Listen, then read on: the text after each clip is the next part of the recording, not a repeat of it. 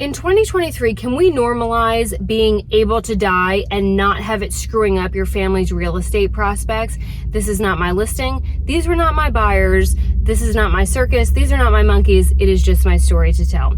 A lovely home came up on the market recently on a beautiful piece of property, right under contract, as expected, and then right back on the market, not expected. The buyer went home and got on the internet and found out from an obituary that at some point in time, a member of the family died peacefully in the home and he bailed on a perfectly good house. Folks, I don't know how to tell you this, but there is a 100% failure on living. None of us get out of this alive. It is perfectly common and perfectly normal that at some point in a home's history, even if it's a newer home, people do it. They die. Real estate agents do not have to disclose if someone died in the home because as of date, there's been no case of anyone being injured or harmed because someone else peacefully passed away inside the home. Now, we do have to tell you if there was meth in the house because that in the ductwork,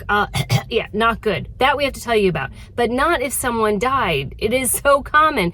People usually only ask if someone died in a house on the old historic homes. And I don't know why, because the house was built in the 1800s. So I'm pretty much going to guarantee that somebody has died in that house. The idea of paying tens of thousands of dollars to go die in an institution and then another $10,000 to be splayed out in public in a commercial building is a modern phenomenon.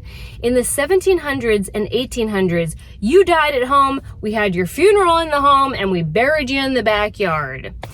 That's where we get the phrase funeral parlor, because they would put you in the home's parlor, and that's where they would have the service.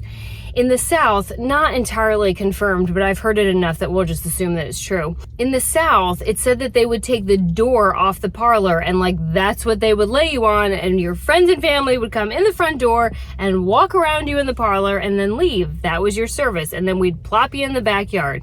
If you go to Savannah, Georgia, and you put a fork in the ground, not the best choice of words, Casey. If you dig up anything in Savannah, you're probably going to hit a skeleton. That's just what we did. It's just what we did. In New England, they have something called a coffin door.